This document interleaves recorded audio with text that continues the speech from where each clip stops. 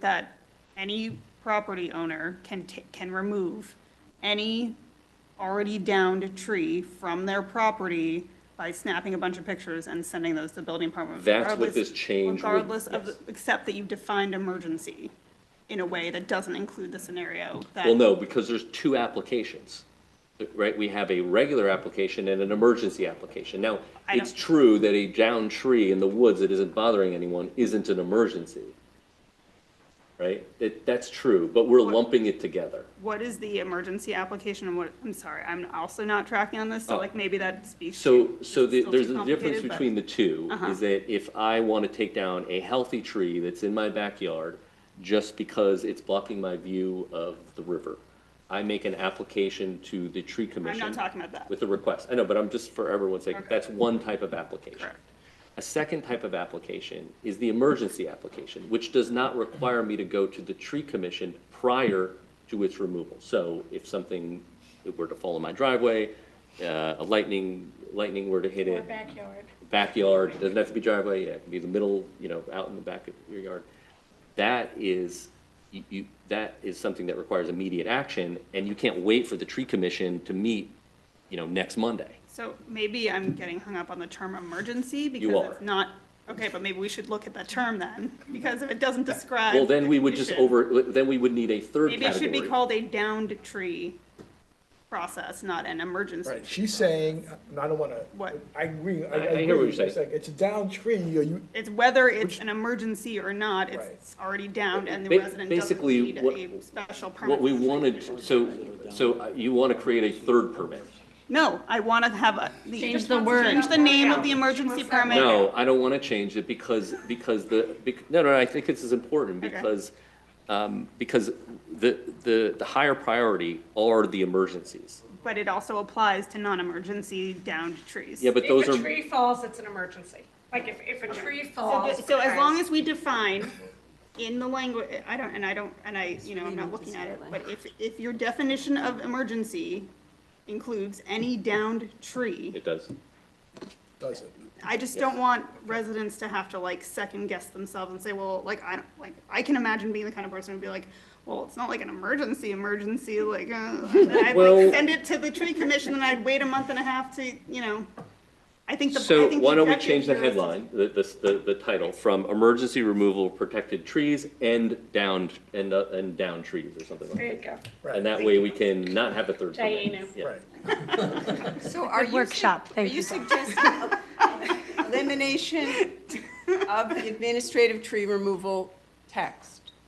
Yes, I'm suggesting the replacement of the, No, but she's talking about the earlier section, Michael, where they have the, 51E, tree removal activities requiring an administrative tree removal. It's a brand-new Yeah. section that's been added. We're Hold on. taking I that wanted to out. ask about that brand new permit, and I and think, that was I my think next. that part of this is I think in a lot of ways, Dosberry has too many permits in general, and it's overcomplicated and over-regulated, and I think that, we should be making this more simple if we're gonna make it at all. As it is, I probably wouldn't be in favor of this, because I just think it just creates too much of an administrative burden for the resident. It creates too much of an administrative burden for our building department, which is already super busy for things that seem logical, just because there's a couple of bad actors that aren't following the rules and are cutting down living trees and then pretending like it was an emergency. And I'm not sure that this solution is going to fix for those bad actors at all. I just want to point out that if you compare how many applications we used to get and how many trees were coming down on a regular basis to what prior to the first iteration of this code, we used to have 20 or so things on the agenda each, twice a month, and that's been reduced quite a bit. Now, you could say that some people are just sort of skirting it, which is there's some number of people doing that, but for the most part, what people are doing is finding other ways to solve their problems without cutting the tree down. So if the goal is to maintain as many trees as possible, I get that it's a little bit of a burden, but so is building the permit in our village. So I still think it's a net positive. This is a relatively minor change to what we already approved over 2 yeah, years ago. I just think the new, like, I just think it's overcomplicated and it should be, you know, if I'm just a layperson, like, reading this, it should be easy for me to follow and understand what I have to do if I want to remove a tree or if I have a down tree. I obviously think an emergency is different if like lightning hits your tree and it falls on your driveway or your car. I mean, like, those are different circumstances, people, but you know, just regular, like a down tree falls in your yard, your front yard or your backyard or whatever, and it's not blocking your egress, like, I just think it should be really simple. Well, I think But- there's but- two things here. There's what the code says, which is never simple and always hard to read. And then there's how we communicate it to the public through the website and the forms they fill out. And that's where I think everything needs to be as clear and simple as possible. But the code, Is gonna be legal. Well, code it's like, and legalese. yeah, but because your point is, Doesn't your have point to is be. not about the changes to this. Your point is, you're making a point about the existence of this law, period. Well, I mean, I think I voted for this law as it was, but I think adding an administrative tree removal permit overcomplicates it and overregulates it. I think, you know, if you're gonna have people reviewing things, you know, there should be, it was suggested in one of the correspondence received, and I agree with it, there should be a timeline for it. Like, it can't just be sitting with the tree commission for 2 weeks or a month, like, there should be timeframes around these things.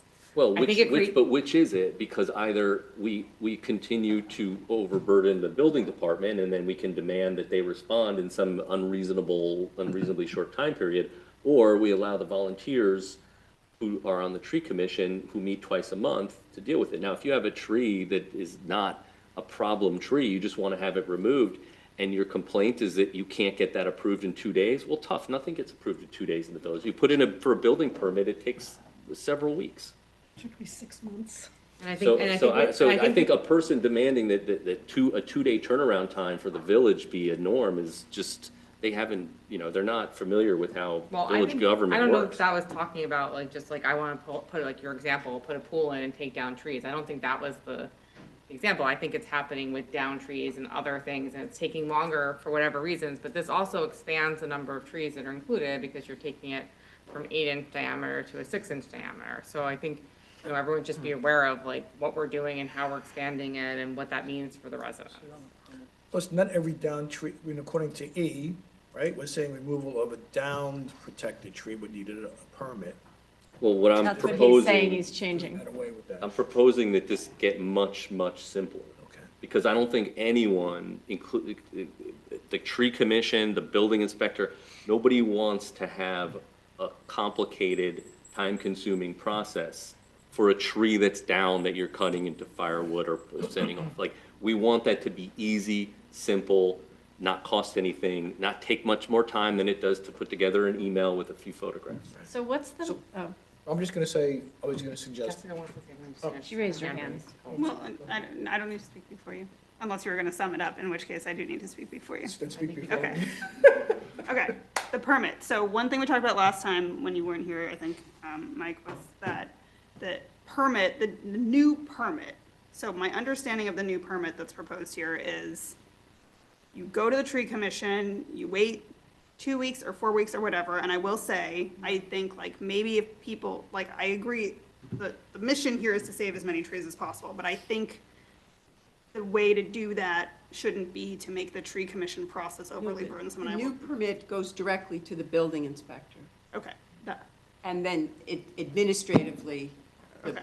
it's, I'm gonna continue. So, so I can just say from my own experience, although this was a few years ago, so I don't know what the vibe is like on the tree commission now, but I had personally a very hard time before I was on the board of trustees. This was before I was on the board, I did not understand.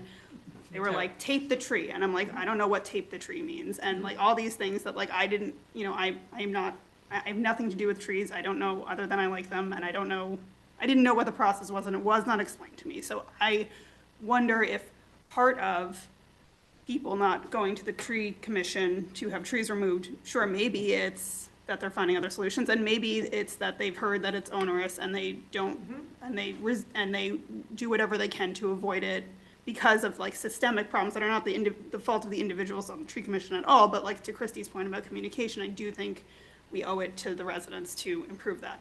Now, on the question of the permit, so my understanding is that you apply to the tree commit, let's say you have a lovely, living, flourishing, whatever on your property and you want to build a pool there. You send us an application to the tree commission. This is a question I'm asking. You send the application to the tree commission and they approve or don't approve your tree removal, is The that point correct? is that you send it to the building department, who then sends it to the tree commission, correct? Yeah, Okay. right? That's I all. don't, Yeah, okay. whoever you send it to, the tree commission approves or doesn't approve it. What is this permit that's different from that? And why are we asked, I think there was something in the meeting, the last conversation we had about this where we were saying that they had to register, or was that for the other thing that we were talking about? Was there something where the arborist had to register No, or something? Is that the other thing? Okay. So can you just explain like exactly how this permit changes what the resident already has to I do? think you're suggesting to remove this permit, the administrative permit, that with the changes you're making to the definition of emergency and down trees, you're eliminating this whole section on administrative permit. No, Oh. I'm not, because it's still viable for a tree that is, that has other issues, that is not a down tree or an emergency, right? There are trees that are sick, they have disease, they are old, they are rotting. There are other reasons that you would need to take down a tree. Dead but not down. Yeah, and so that's not always apparent. I think what became clear is that there's a need for this emergency, to deal with emergency trees or down trees that's different. Okay. And that's why what I think the correct solution is a clear definition of emergency, so that that gets taken out of what this administrative tree removal permit is. Because there's besides the people who want to take down a perfectly good tree for a pool, there's people who were taking down trees saying they were sick, they weren't necessarily sick. So it's the in-between here. It's I'm a sick tree, check that it's sick, we need proof. But what about, okay, so do you need the same permit? Sorry if I'm being thick here, but if you have, whether you want to take a perfectly healthy tree down to put up your pool, or you think you might have a dead tree that probably needs to come down, is that the same permit No. process? Okay, can you explain that to me, please? Yes, the first one, like we described, goes first to the building inspector. This is the healthy tree. Goes to the building inspector. Building inspector says this is, okay, you've got a healthy tree you want to take down to create a view. That goes to the tree commission on the next meeting, whatever that is. It's, usually never more than 2 weeks unless, whatever, there's a holiday or something. The other is an administrative, right? This is done by the building inspector. So no tree commission involvement. Okay. And this is, as it's written in the code prior to some of my proposed changes, you need an arborist to submit a letter. And what some of the residents have pointed out is that's expensive and time-consuming if it's either an emergency, like a lightning strike, or just a tree that fell. Like, why do you have to spend $400 or whatever it costs to get an arborist to come write you a letter, fill out a lot of paperwork, do all this other There's three stuff? categories of trees for the purposes of your action that you take as a resident. Well, there's still tree removal and administrative, right? So one goes to tree commission, the other is just the building inspector. What we want the building inspector to do is look at that administrative removal in a little more nuanced a way.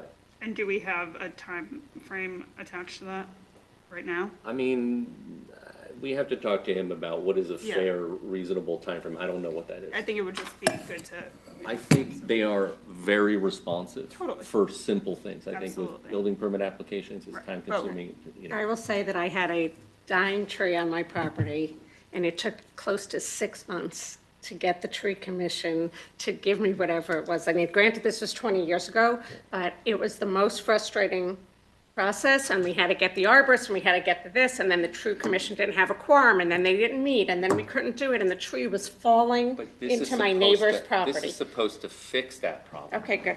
Okay, can I, So you someone, won't have wait, to- but in stop, that wait a scenario- second, please, we spent like a Yeah, this is total of like a an hour. day on a Could've grown a tree. tree. There's someone on the line who wants to speak, so let someone speak.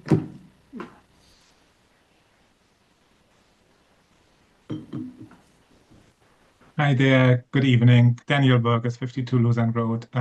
Just for the record, it appeared that the boardroom was muted for the first half of the meeting. So I don't know what happens to the public record and if other people weren't able to listen to it. I just wanted to, I'm just here in support of the tree code and the revised tree code.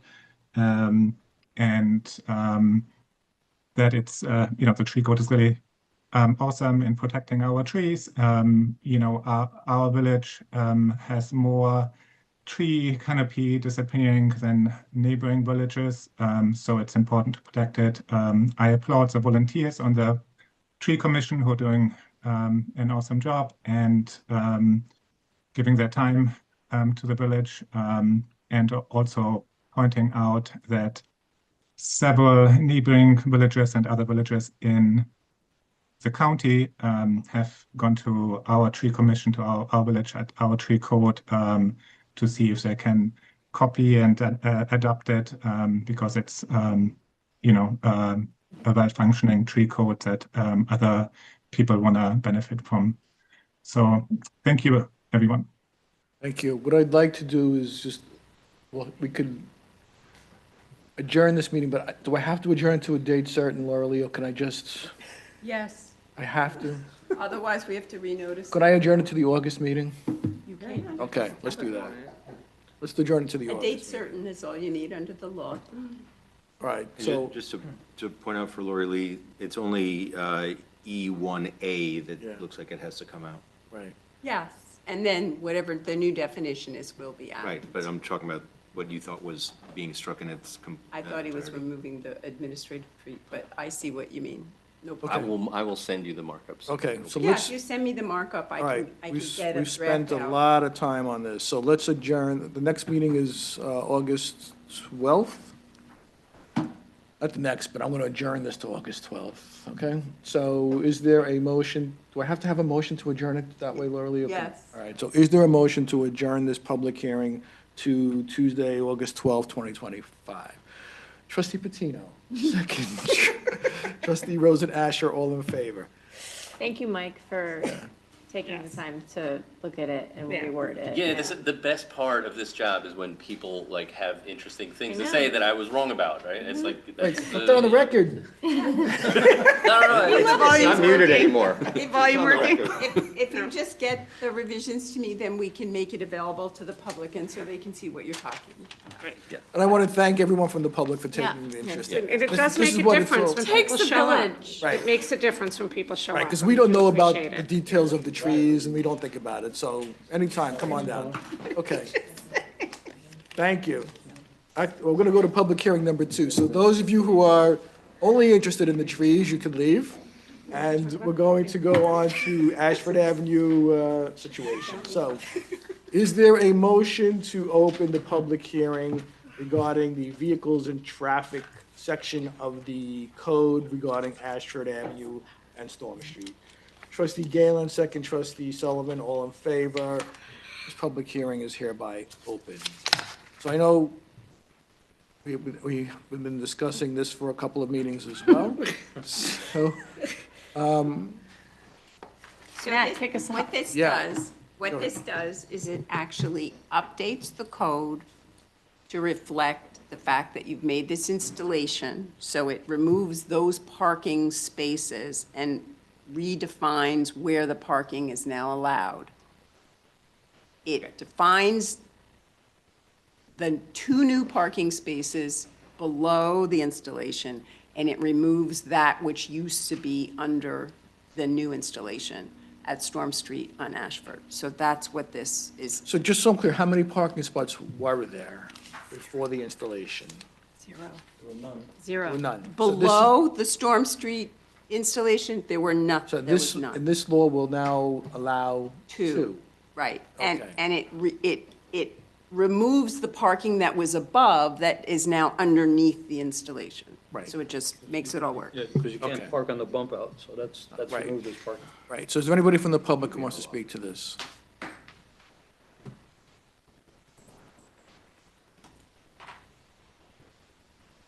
Hello, I'm Matt Carmody at 42 Luzerne Road. I volunteer on the traffic committee. I have two professional certifications. One is that I'm a professional engineer licensed in the state of New York for civil engineering with concentration in transportation. And I also have a certification of a road safety professional. It's my opinion, looking at some of the data in terms of the widths of the street, that it should go back to the way that it was informally used, where westbound was 2 through lanes leading west of Storm Street to the Walgreens driveway. I measured using Google Earth, and it's 32 feet wide from curb to curb west of the Walgreens driveway. It's 32 feet curb to curb east of the Walgreens driveway between Storm Street and the Walgreens driveway. There is a North American Cities Transportation Officials NACTO Urban Street Guide that says you should have 11-foot travel lanes where you have a bus, and you can have as little as 10-foot lanes. In fact, they encourage 10-foot lanes in urban areas to increase safety and reduce speeding. So 2 11-foot lanes is 22 feet, and one more 10 lane is 32 feet, so the width is there. You can go back to having 1 eastbound lane and 2 westbound lanes. I disagree with adding 2 parking spaces there, because west of Storm Street, you need room to taper from 1 lane out to 2 lanes. So I looked at the New York State Department of Transportation Highway Design Manual. Page 5-129 addresses tapers, and it said that a 1 lane to 2 lane taper should be 50 feet, as little as 50 feet. So starting from where the curb extension ends and going down the hill, you would transition from 1 lane to 2 lane with 50 feet there, and then you would have the rest of that length to be for 2 lanes. So I thought the purpose of one of the reasons we were doing this bump out was to narrow it down, to slow traffic down, and then to have, rather than having 2 lanes where it was more difficult, where people couldn't see other people, that if you narrow it and funnel it down to 1 lane, it would slow traffic down and make it a safer area. That's what I thought one of the main reasons why we did the bump out. So now why are we saying now, why are you recommending now 2 lanes? So the curb extension does do that where the road is least safe on the curve. So where it straightens out after the curb extension, there's no reason to keep it 1 lane. In fact, it removes traffic capacity from the downstream intersection, makes people wait longer. But doesn't it make it slower and safer? Yeah, but you have to make a choice between, crawling and, being safer with 1 lane. There's usually a lot of traffic there, so you really need the 2 lanes instead of 1. Where you have 1 lane instead of 2 is really beneficial where you have low traffic areas, where you would be able to speed at all times of the day, except for maybe the 1 or 2 peak hours when it's very congested. So I'm all for narrower streets when there's only traffic on them for a little bit at a time, but there's traffic on that approach almost all the time. So, Okay, sorry. Let Mike go ahead. I just had a question about this, because, again, this came up, the way that it was striped up, it's currently, it was 1 lane almost all the way to that driveway, the neighbor just east of Walgreens. And, Actually, it wasn't striped. Oh, not striped, but there's a line There's there. 1 ultra-wide lane, a luxury lane, if you will. Here. But Between Storm Before the and bump out. no, traffic now, committee recommended there's a white line, now, yes. yeah, that sort of indicates that there's single lane. Some people adhere to that and some people don't. My thought and suggestion was, if it's going to be a single lane, can we add a little parking for those neighbors? So my question to you is, if we have 2 spaces and it can turn into 2 lanes after the 2 spaces, doesn't that kind of achieve the goal that you're talking about? Or you're saying that we really want to open it up as soon as possible? Because right now, we'd be opening up. My opinion would be to open it up as soon as possible, but what you're saying, it does achieve some of the goal, because right now, as striped as 1 lane, it doesn't have 2 lanes of capacity for any of that length. It would be kind of a balancing act, what you're suggesting. I'm suggesting it goes back to the way that it was used informally before, where it was one single wide lane, but people used it as two because it was wide enough. I just want to make clear, this is your position or the position of the traffic committee? This was also the recommendation of the traffic committee, but as a professional. it's Okay, my so this opinion. is the recommendation of the traffic committee. Yeah, the traffic committee recommended to open up between Storm Street and the Walgreens driveway for it to be two lanes the way it used to be. And what did the, With no parking. what did our engineers He's recommend? on the line right now? I think Russell Scott is online. Okay, thank you. You can have a seat, thanks. Hello, everyone. Russ Scott from Nelson and Pope, a senior partner at Nelson and Pope, in charge of the transportation division. We prepared the design for the curb bump outs. I don't know if I totally agree with what was just stated. So the purpose of keeping that single lane and having it open up further down the road was to keep traffic and slow it down around that turn. As everyone knows, there's been a few cars that have gone off the road there. If the village chose to taper to 2 lanes, I think a 50-foot taper is inappropriate around the curve. Typically, AASHTO says you should do one foot for every 15 feet. So if you have a 10-foot lane, the taper should be 150 feet. A 50-foot taper coming out of a turn like this, you're going to have cars jockeying to get to the right or to the left. 150-foot taper brings you all the way to Bellwood Avenue and opens up approximately where the cars open up now. The other benefit of having a single lane as you approach Bellwood is a car coming out of Bellwood and making a left only has to deal with 2 lanes of traffic, one coming from their left and one coming further from their right. There's also a steep gradient headed towards the curb bump outs, which limit sight distance. So if you're trying to make a left out of Bellwood Avenue and you now have 2 lanes of traffic coming at you from the right, it makes that maneuver much less safe. I think there's a misunderstanding. Let him finish. Go ahead. Go ahead, finish. So the reason that we carried that white edge line all the way to the Walgreens driveway was for all of those reasons. We didn't feel that it was appropriate to open it up immediately after a sharp turn in the road, and for the sight distance and access to Bellwood Avenue as well. Okay, Matt, you can ask him any questions if you want. Yeah, so a couple of things. One is, I think there's a misunderstanding. Nobody is talking about on the approach to Storm Street from, let's call it the Gould Park area. I guess that's east, right? Nobody is talking about opening that up. So that does not affect the Bellwood left turning person having to face 2 lanes of oncoming traffic in order to make a left. The only 2 lanes would be after they've successfully made a left. So I just want to. Wait. Well, I thought we're I'm talking. on Bellwood, and there is 2 lanes. Wait, There's 2 lanes of traffic going towards Hastings, and there's 1 lane of traffic the other way. There's 3 lanes of traffic on my corner and there's nothing there. There should be a light there, but it could take Oh, I'm me, sorry. I'm thinking Yeah. of the. it could take me 10 minutes to make a Grand- left turn. I'm sorry. I'm thinking of the wrong road. I apologize. You said in your email that you don't recommend putting parking in that spot, but there was room if we really wanted to. Can you explain why putting parking in that area is not a good idea? Yeah, so, based on the emails that I have received over the last year, I know we added some additional striping to the location because I believe there were 2 cars that left the road at that intersection. So obviously by putting parking there, now the car is going to leave the road and hit the parked cars. So that was the main reason for that.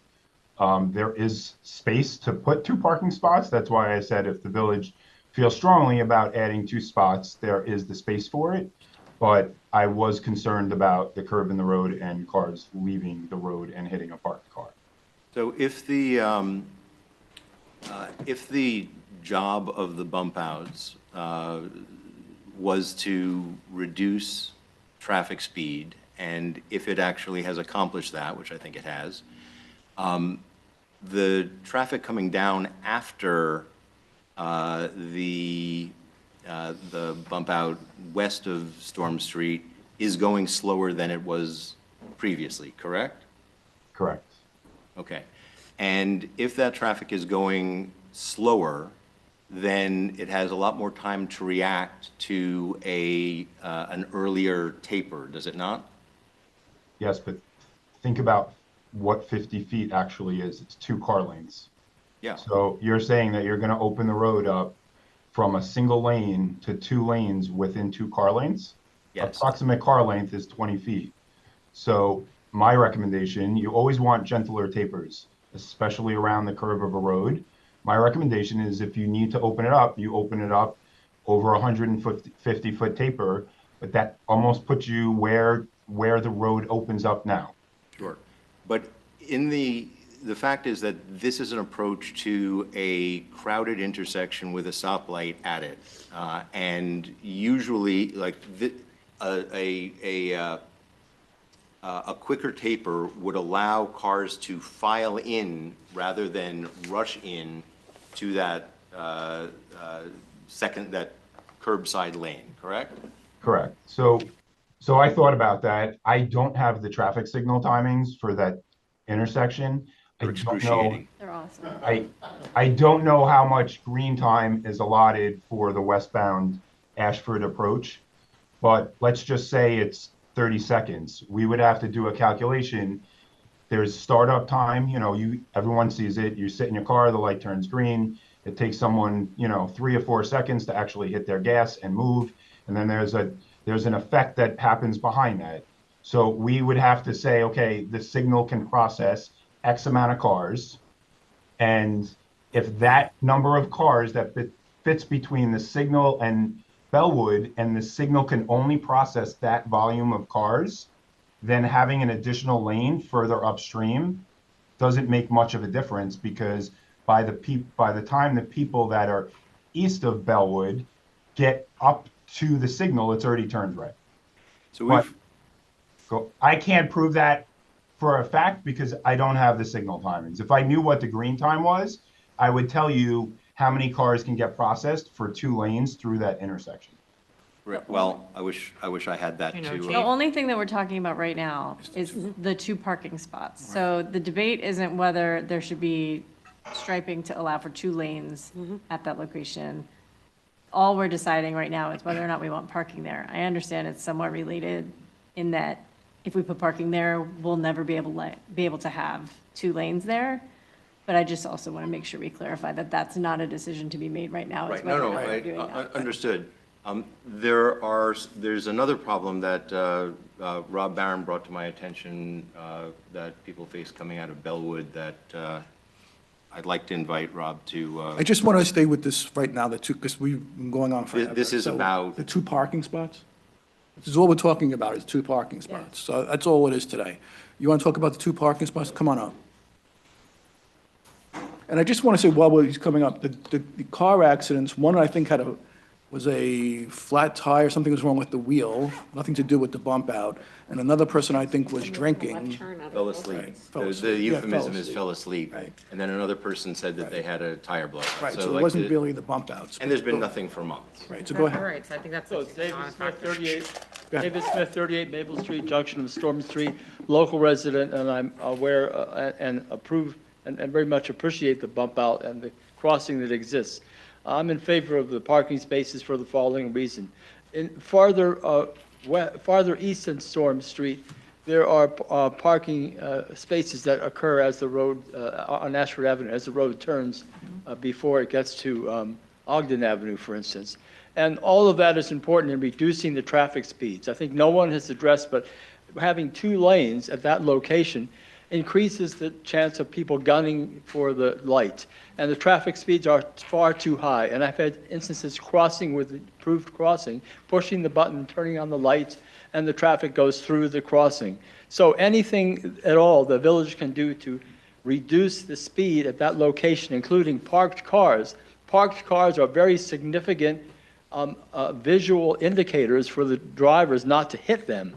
So they will clearly slow down as opposed to trying to speed up to make the light. That's all I want to say. Thank you. Anybody else want to talk about the 2 parking spots? I would be speaking relatively. You have to do it there. Rob, just keep it focused on the 2 parking spots, please. Okay, these things are, these things All are right, go related. ahead. Is it, not really. They are related because. No, because if we want the Changing parking, it from no Yes. parking to 2 parking spaces. you're trying to expand an issue that really isn't there, but go ahead. Go ahead, Rob. Okay, thank you. Rob Barron, Chair of the Traffic Committee, 10 Cricket Lane, Dobbs Ferry. So one of the things that came up that we've got complaints about are people that are coming out of Belden and they can't make. Bellwood. Bellwood, sorry. They can't make the left turn in there. And so our thinking on the Traffic Committee was that if we have more room to stack cars, so 2 lanes back, then people who are going to, take the right lane, more people would be there. There might be more room available on, for people to make the left on there. The other thing that's happening that we've noticed is that, having more room on that right lane there, having a second lane and having more stacking room at the light would mean that cars would no longer, what's happening is, it's been reported to us from people on Bellwood, is that people are actually crossing over the double yellow line when the light is red and sort of going and then trying to get into Bellwood, making the left onto Bellwood, which is not a good idea to go against traffic. And, one resident said they almost had a vehicle collision with somebody turning into Bellwood and they were waiting to get out of Bellwood. That's it. Thank you. Okay. But I just want to, Rob, can you just, when we did this bump out, didn't the traffic committee recommend 1 lane? We were agnostic.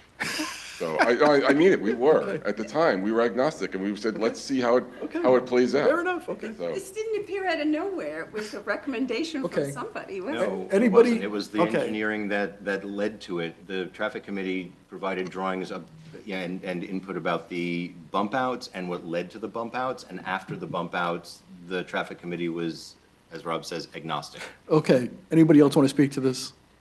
Okay, I'm going to close this public hearing. Is there a motion to close this public hearing? Please. Trustee Patino, second, trustee Rose and Asher. All in favor? About trees. This public hearing is now closed. Now we're going to vote. Again, just to clarify, Laura Lee, this law only permits the 2 parking spots. And if passed, will prevent us from taking future action. No, we could always come back and look at that and change it. It creates 2 parking spaces, and it corrects the fact that the bump out now exists on top of what used to be parking spaces. But that's Okay, irrelevant. all right, so let's just move on. One way or another, let's vote. I So just all want of, to just say one thing, really, just as probably the only person who lives on Bellwood who's here. The bigger issue, Chief, is people making a left turn out of the Walgreens parking lot, even though it says no left turns. And that is dangerous, and whether there's 2 lanes this way or 1 lane this way, that messes everything up. So that I think is a big safety issue for residents of Bellwood and anyone dropping their kids to school and driving, so. And since you're here, do you have an opinion, Chief? No? You can say no, that's fine. Agnostic. okay, so is there a motion to approve the revision of the on-street parking rules as set forth in Chapter 290 as laid out in the bill before us? Is there a motion?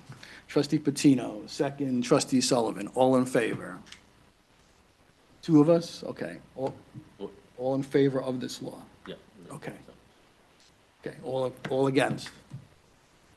Okay, so the law doesn't pass. So that means we won't have a parking spots, 2 parking spots. I just want to say Now we that, have to start to enforce the fact that people are crossing a Yeah. solid white line to park in spaces that don't exist. that's right, people are parked there all the time in those 2 spots. We also have to enforce other things like people taking a left out of Walgreens, et cetera. We're not going to disproportionately No, enforce. it's not disproportionately enforcing it. It No, no, looks no. like when you have a line like that, it looks like it's No, parking. it does, yeah. We added these parking. I was just responding to what Laura Lee said. Now, I guess we should put no parking signs up there. In addition, can we put more striping, like the diagonal Okay, stripe let's just move on. with the signage? Excuse me, Mr. Mayor, can I just confirm who voted against? 4, okay, gotcha. The ends. It was certainly not me. Well, the original local. Okay, let's move on to the next public hearing. But let me just be, I just want to be clear, Mayor, just so by doing this doesn't change anything about the tapering. That's still just one lane, right? Okay. Downtown people wanted to add two. No, downtown people need. Okay, let's not discuss this now. Okay. So let's make a motion.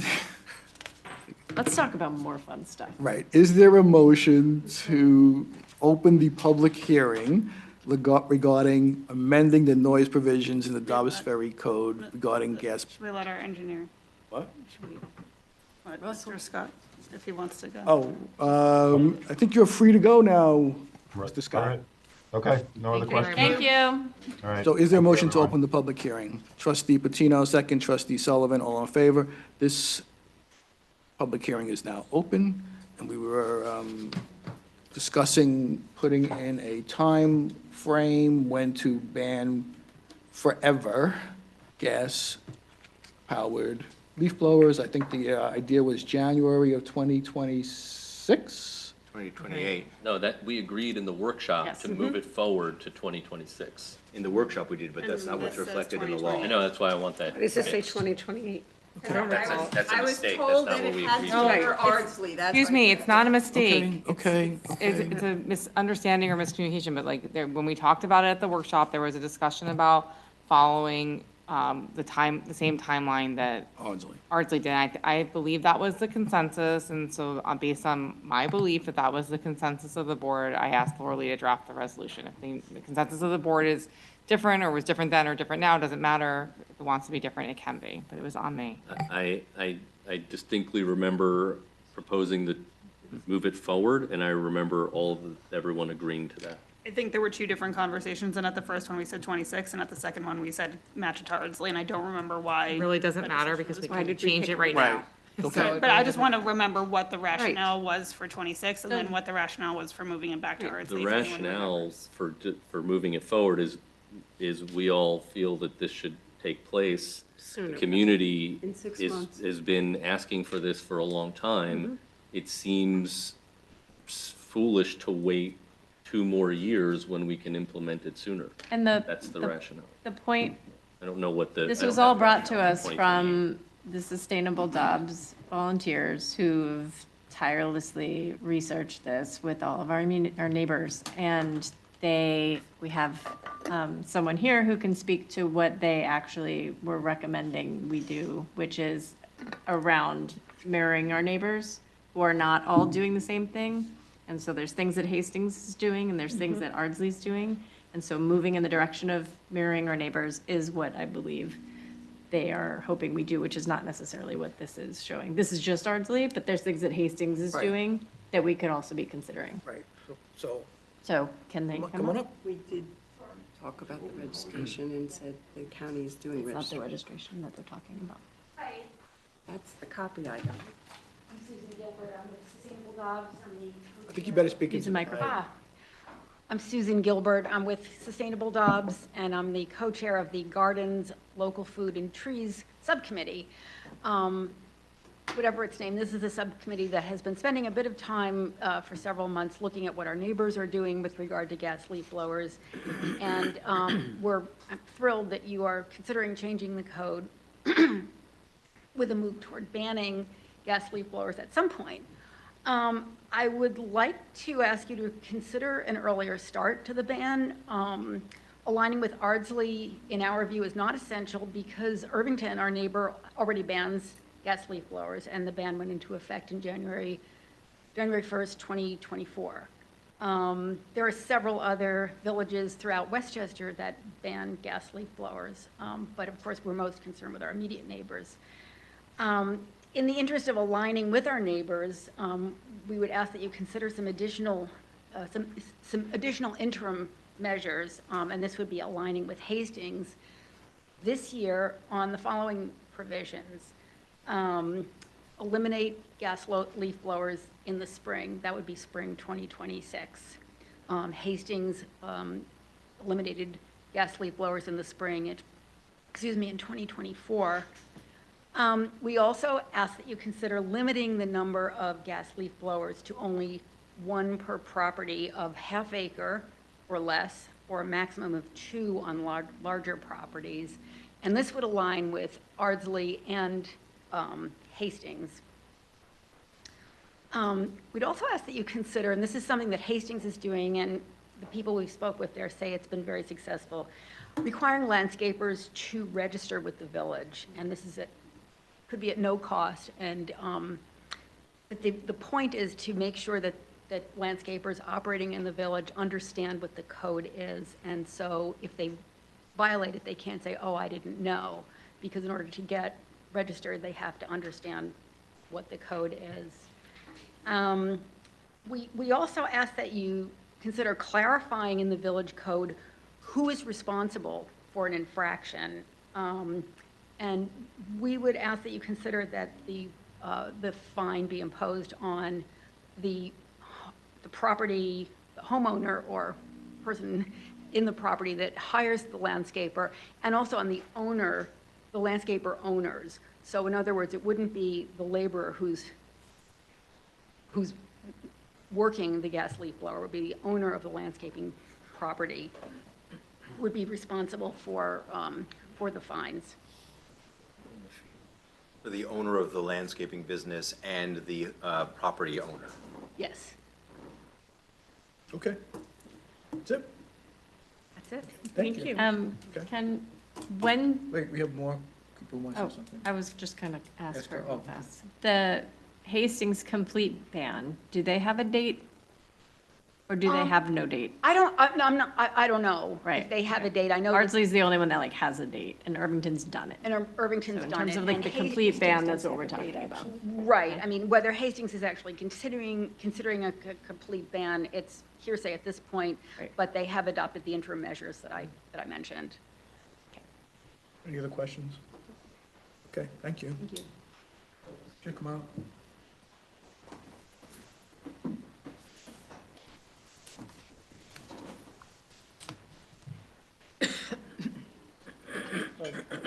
David Smith, 38 Maple Street. Be very brief. The recommended ordinance is too complicated in my view. It should be very simple. Irvington has already got to the point where there's a total ban year-round. Town of Bedford and White Plains and other communities across the U.S., total ban. So I would argue the village should adopt a total ban. There should be no transition period. We've gone through that. Irvington's gone through that. Most of the landscapers already have battery-powered devices. So no reason to consider a further transition. Secondly, there shouldn't be a complicated registration and provisions of law. The ordinance is the ordinance, and there should be clear penalties. I think that in Hastings, there's an ability to report an online portal, including photographs. Fines in the town of Bedford, for instance, running $250 to $1,000. The fine should be meaningful, and the ordinance should be clear, straightforward, and enforced by our police department. Thank you. Thank you. Anybody else? Come on up.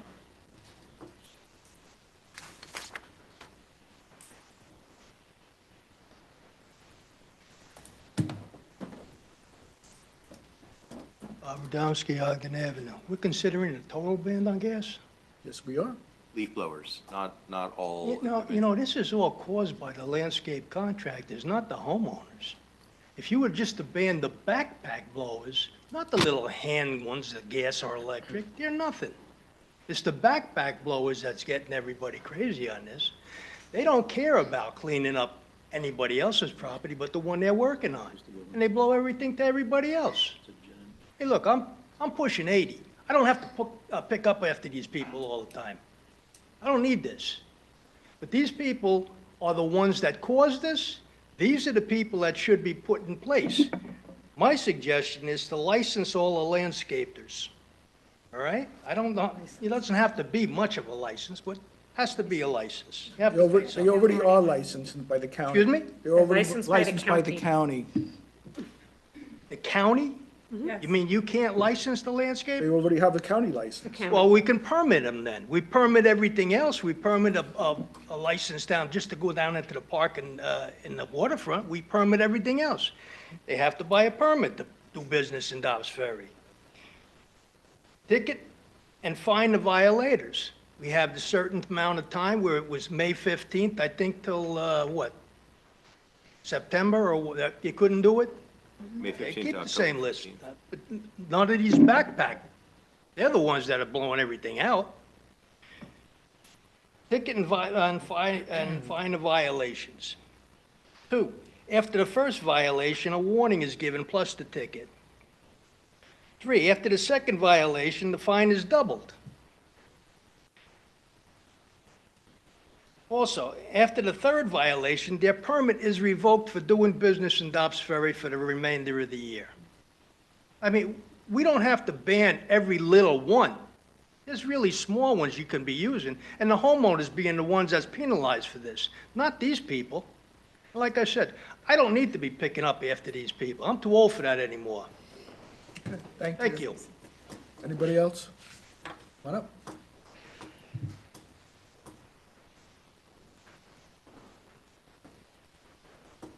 Rob Barron, also a member of Sustainable Dobbs, 10 Cricket Lane. I totally agree with Susan, but I also, in my heart, I agree with David, that I would love to see a ban as quickly as possible. I've had electric landscapers now for 5 years. My yard looks pretty much like everybody else's yard, and it's working pretty well. The price is comparable. And I find like when you start doing electric, and you start thinking about it, you start thinking, maybe I should be mulching instead of, like picking up all my leaves. I should be thinking, how much lawn do I really, really need? And reducing the amount of lawn, and that's reducing the energy output in my yard. So, thank you. Thank you. Anybody else? Okay, so what we have before us is a law that says we'll do 2028.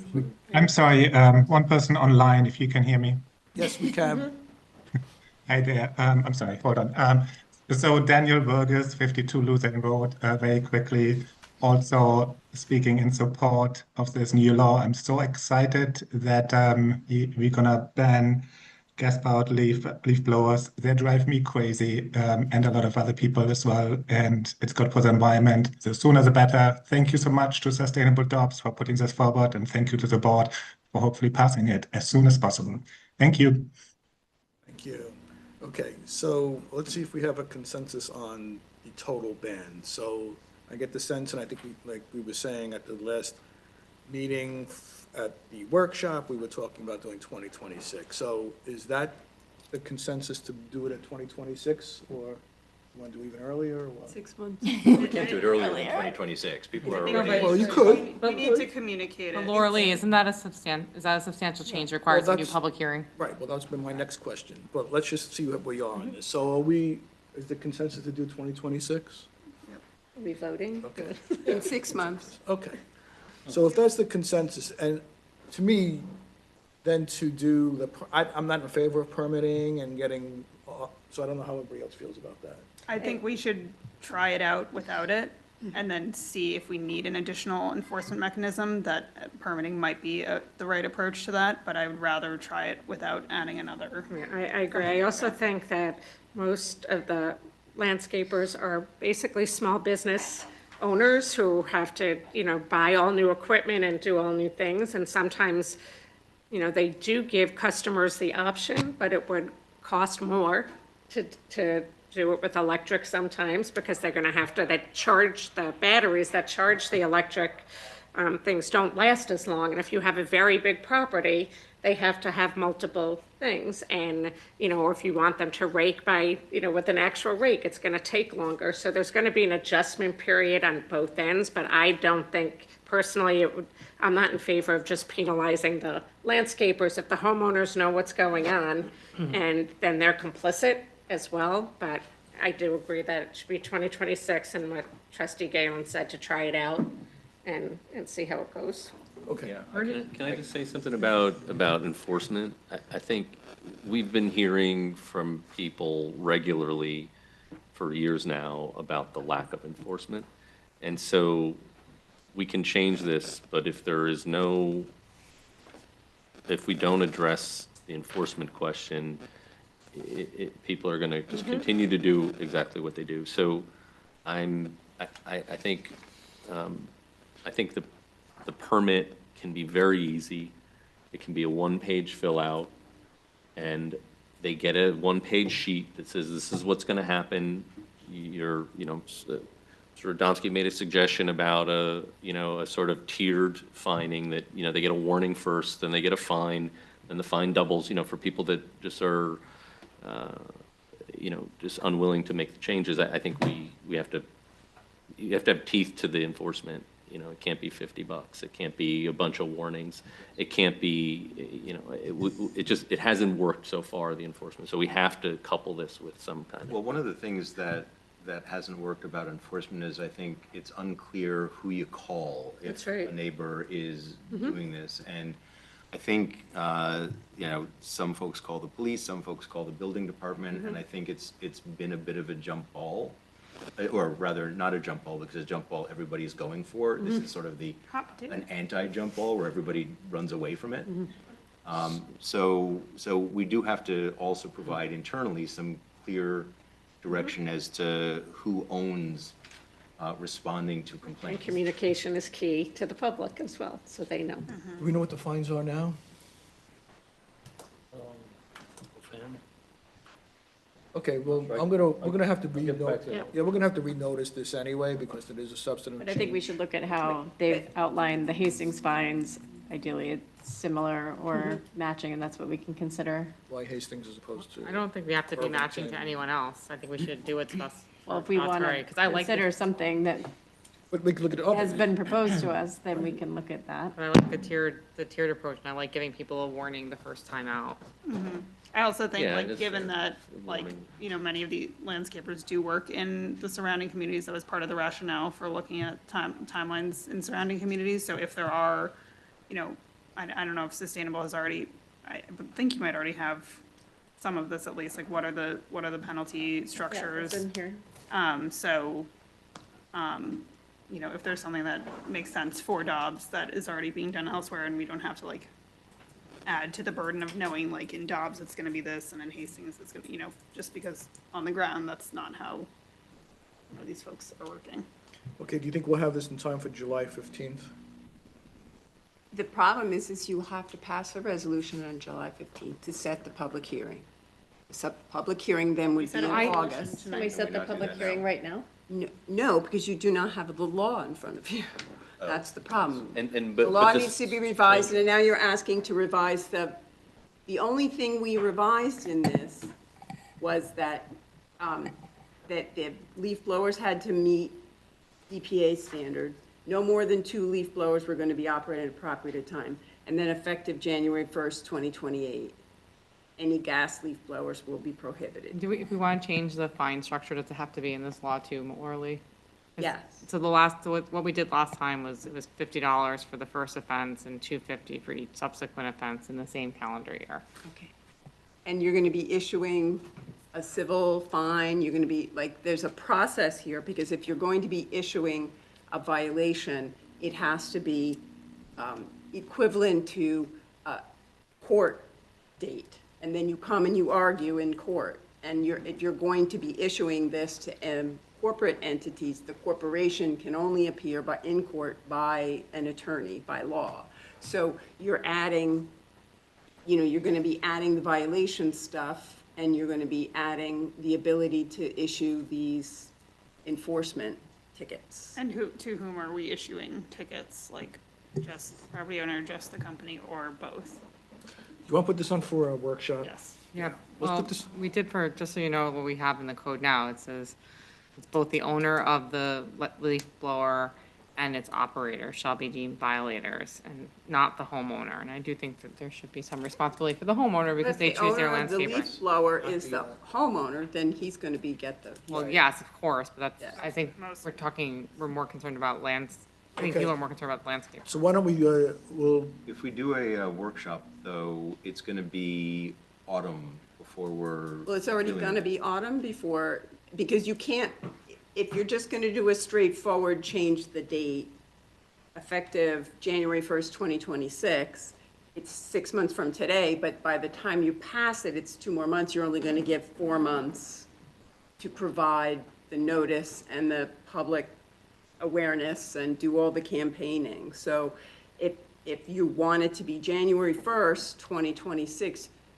and the first time you're going to get this on would be August. It could be March 1st. I don't think anyone's blowing leaves in January, February, so still gives them 6 months. I don't understand why, since we worked this out at the last workshop, why we have to go back to another workshop and then notice another public hearing. That's I don't think just it a flawed I process think on we're our adding part. more to it. We're gonna, the fines have to be addressed in We weren't this- asked to address those in the last workshop. Right. You weren't, you weren't addressing the fines and penalties, and you didn't have any, you we're in weren't a- addressing. We weren't, but we're addressing issuance. it here, we're in a public meeting, and if we have a consensus on what we think the fine should be, I think then we can just have that for the July 15th meeting to set the public hearing for August, and then we have the public hearing in August without having to add another workshop, right? And we Like, put it for March it's public 1st, so right that now. there's a 6-month, It doesn't have to be 6 months. or whatever, I know, Well, Lori Lee no- seems to think nobody's- 6 months, let 4 no months is one's- a problem. No one,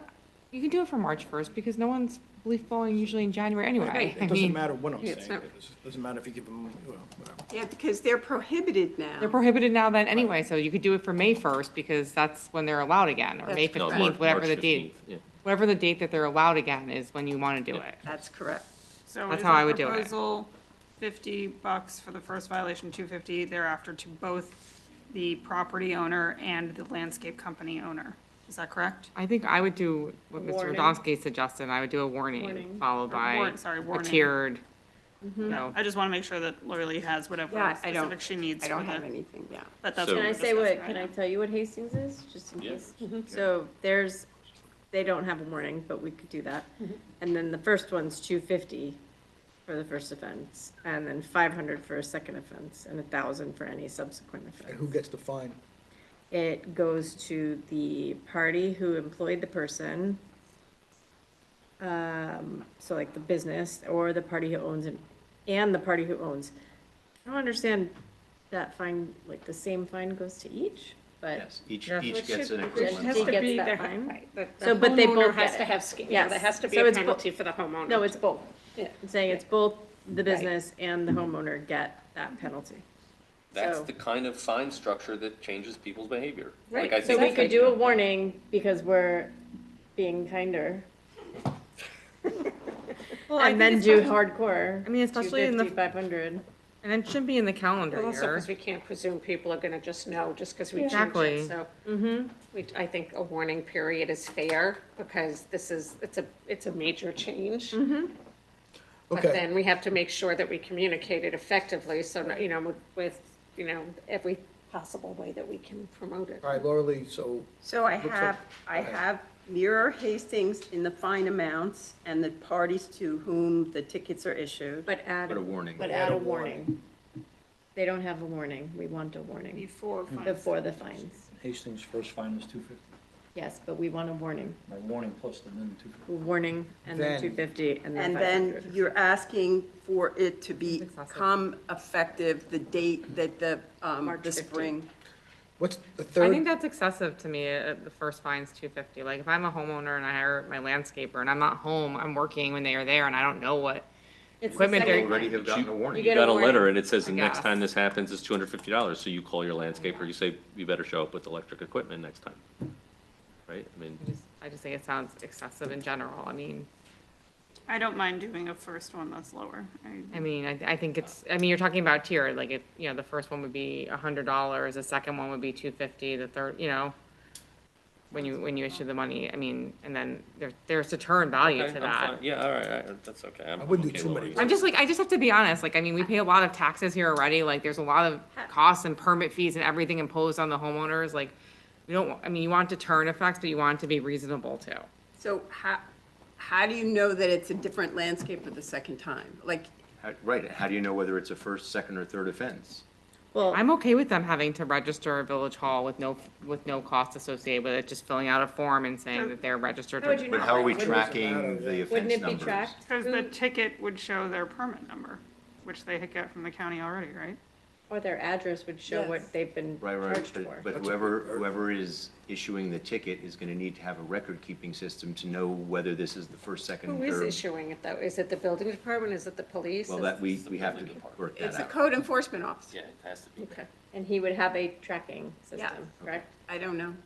It can't be the police department because so. then That's they why I would don't have like to doing this on issue the a court fly, appearance. because we're gonna have trouble with this. It's not really doing it on the fly, though. It's It like is. but no, because the homeowner, so if I have if I use a landscaper who has gas power leaf blower and we get a warning and then I come back, I'm gonna get the fine. If I have a different landscape, they're gonna know, I know who I hire.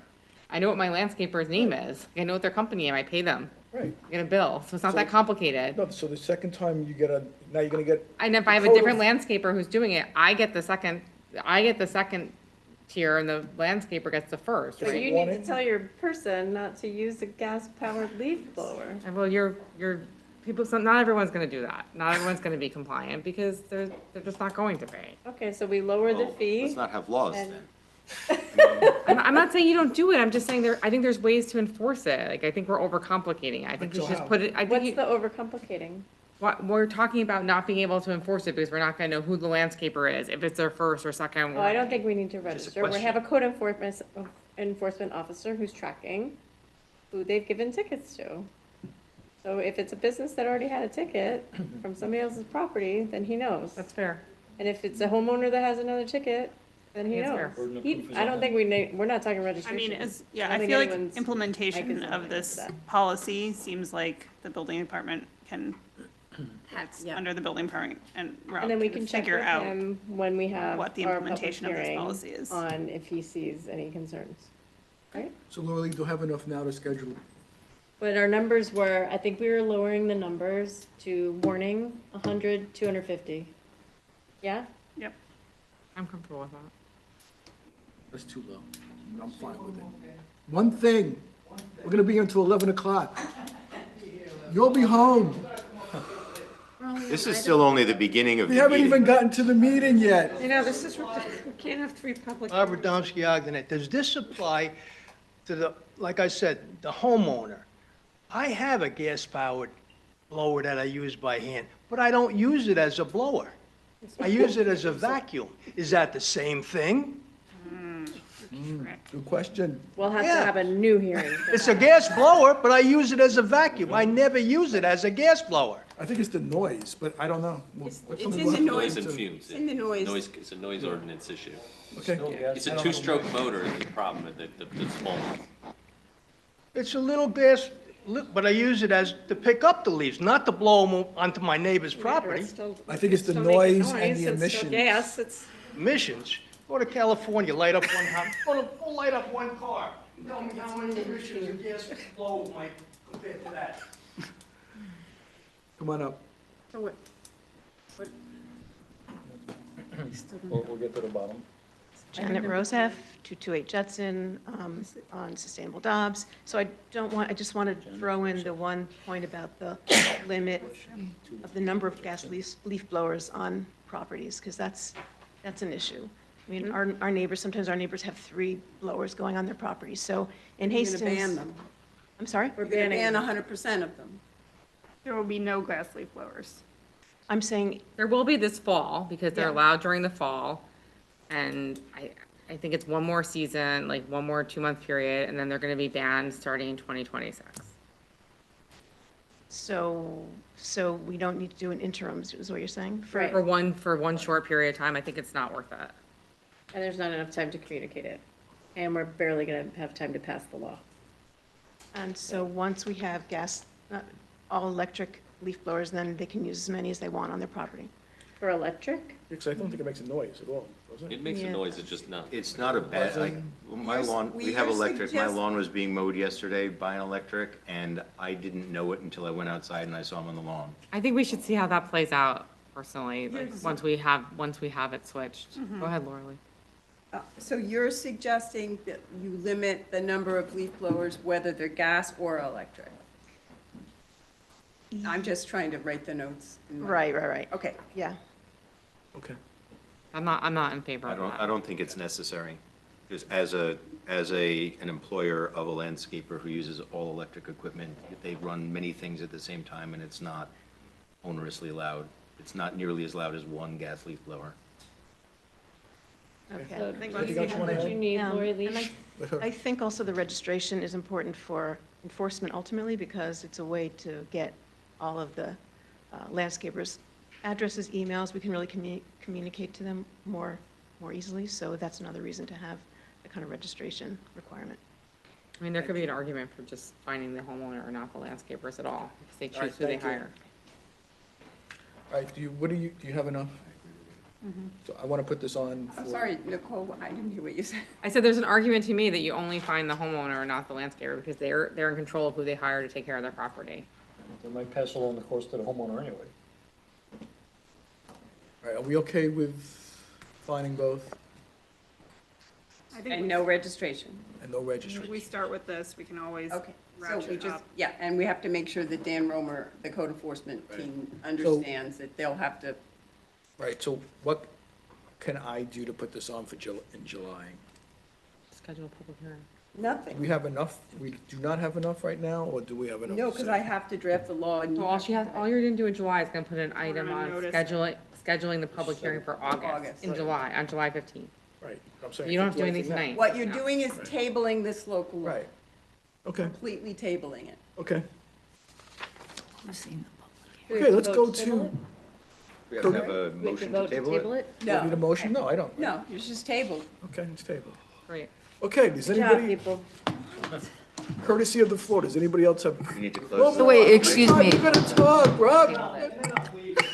Excuse me, I just want to understand this. We're not closing this public hearing. No, you're tabling the local law completely. You don't need to close it because based upon the comments, it needs to be rewritten. You're just tabling the local law, not taking any action, one way or the It's other. being extended. Okay. It's not being extended, because it's gonna be a different. one, right? Aberdomsky, Ogden Avenue. I have two small issues here. First one, we're really doing a vegetation study. We're paying someone to do this. We are, For what purpose? Do what? to make sure that, see what damage the deer are doing, and if they're damaging the forest, then we could study if. Deer are damaging the forest. We know that. I know, we want to see the extent of it and study it. So we're going to pay for that? We We're setting a are. baseline. Why? Okay, We're I mean, seeing what the every existing Duxbury conditions. resident should be angry at this. okay.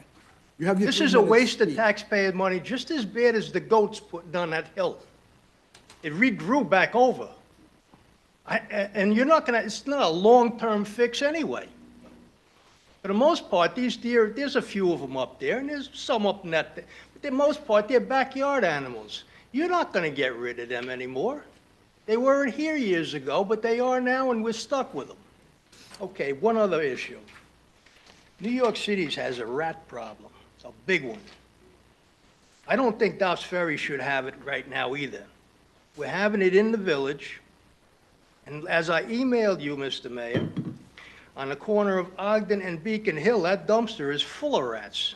There are holes all over the place. So in response to your email, I didn't, yes, you did, and I thank you for that response. I normally don't get a response from any of you. So, And that's the first time, thank you. you're welcome. And we sent the building inspector who studied it. Yes, And went with the but landlord. what the problem is here in our village is bird feeders. These people are feeding birds in the summer when they shouldn't.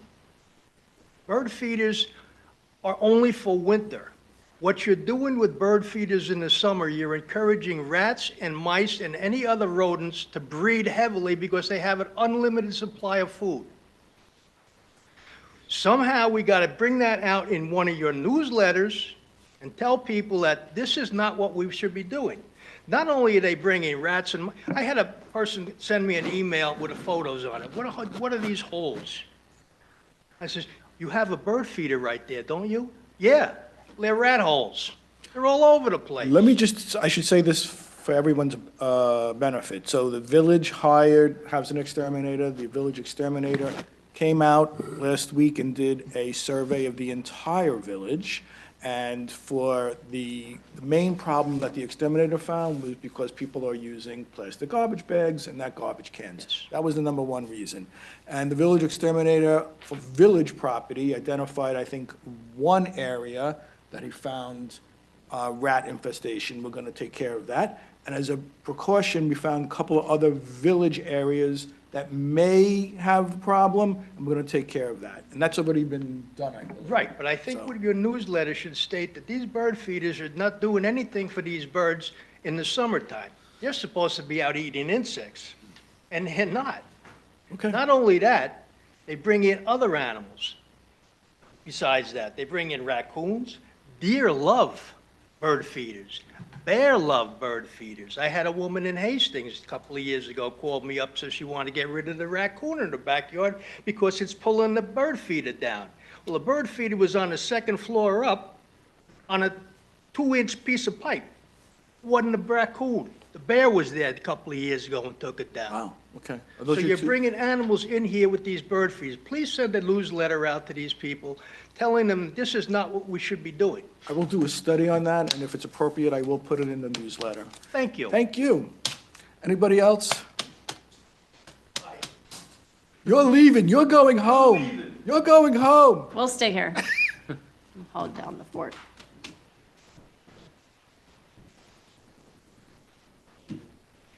Hi, I'm Morgan McEwen. I'm a resident of Hastings. I'm just wanted to speak about Resolution 12. I'm the artistic director of More Dance. We've asked to hold a free performance on July 19th in the Riverfront Park. As many of you may know, arts funding has been slashed across the country, and the amphitheater that we've historically held this performance in has had to severely par back their summer series, so we are looking for a place to hold this performance. We are hoping it is Dobbs Ferry.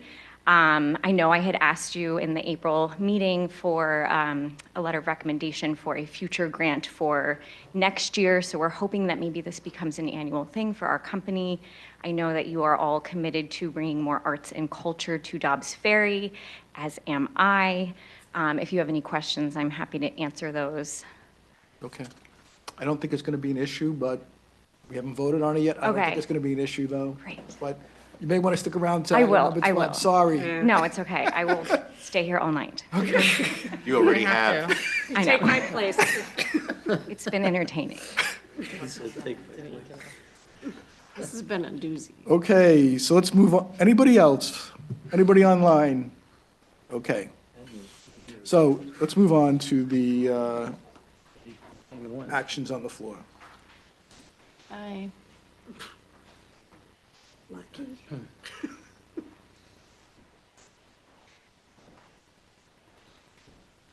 Okay, so action number one concerns a request for home rule so we can get court officers who can carry a firearm, which is what the judge deems as necessary. So is there a motion to request home rules change to create a position for a court officer that could carry a firearm?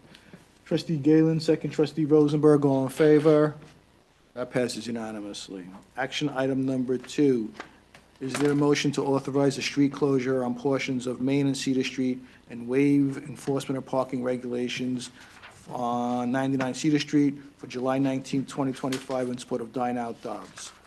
Trustee Rosen Asher, second trustee Patino, all in favor. That passes unanimously. Is there a motion to authorize the village administrator to enter into a vegetation assessment agreement with During Nature Preserve, for the During Nature Preserve with Forest Management Solutions? Trustee Rosen Asher, second trustee Nell, all in favor? All against? I think it's not necessary based, because the woods are contiguous and we, Everton just did a study, but. Okay. Did you vote, Gary? Did you vote? I did. Okay, so that's 6 in favor, 1 against, 1 being trustee Patino. Next. Number 4. Is there a motion to waive the parking fees at the waterfront parking lot and the 99th Street parking lot on June 28, 2025, from 12 to 5 in support of the Greenberg Rivertown Pride March and Rally? Trustee Galen, second trustee Rosenberg, all in favor? That passes unanimously. May I ask a quick question? Are we going to be adding a resolution for the other Pride Rally-related thing? We're having an advice to council meeting. Actually, yes, I'm adding that to action item number. Okay, I just wanted to make sure before we moved on from. Yeah, it's action item number 17 that I have to add. Is there a motion to authorize the village administrator to enter into an agreement with Kossoff Properties Company for use of the beach at 145 Palisade Street for the 4th of July fireworks display? Trustee Patino, second. Trustee Galen, all in favor? Trustee Nell, are you voting? Trustee Nell? Doesn't matter, I guess. I'll vote. I just Trying to want, decide if I She should. abstained. you want to abstain? That's fine. I'll abstain. Okay. All in favor? That passes 6-0 with one abstention. That abstention is trustee Nell. Because that's my building and my landlord, and so, that's all. Action item number 6. Is there a motion to authorize the tax certiorari settlement with petitioner Mohammed Faraz Khan at a property located at 84 West Ogden Place in the amount of $1,875.43? Trustee Galen, second. Trustee Sullivan, all in favor. That passes unanimously.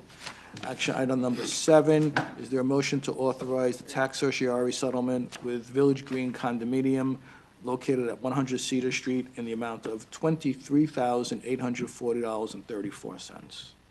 Trustee Rosen Asher, second. Trustee Rosenberg, all in favor. That passes unanimously. I have to just say that these tax certiorari's have been negotiated and reflect sometimes years that have been in contention. So, is there, no one likes to give money back, but this is what it's come down to certain Mayor. properties.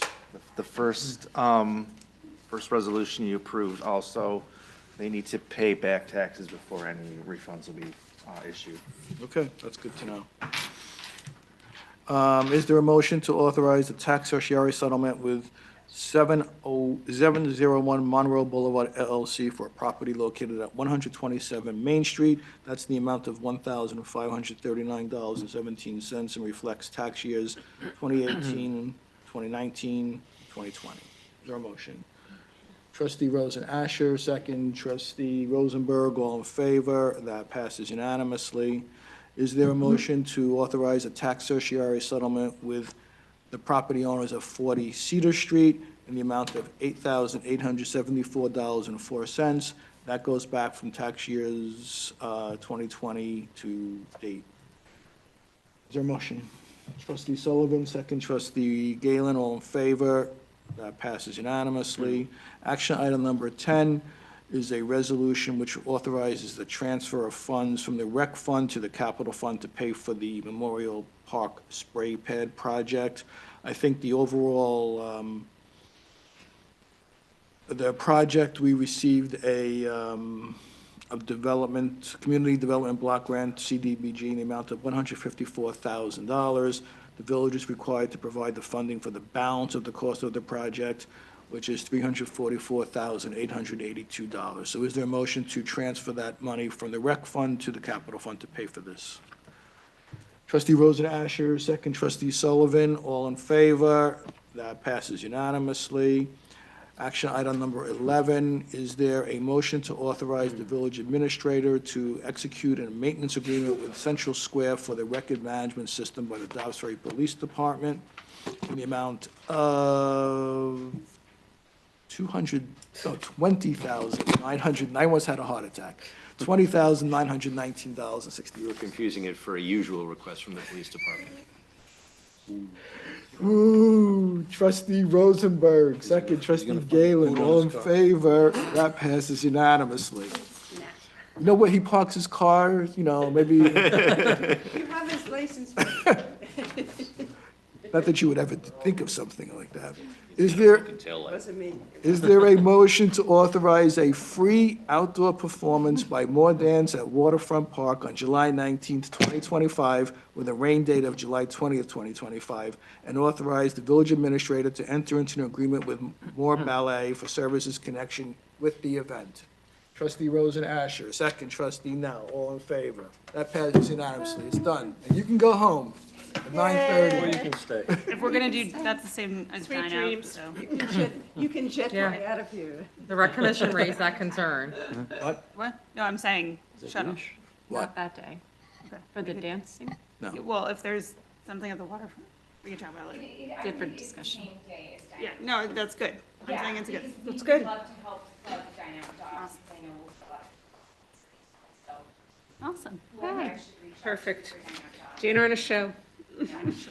As far as the rain date, you can work with Rob, because we do have always back and forth. So pick a date, pick a time, and that's the drop. Because we have to set a deadline to get the Right. cancellation. staff. We might just do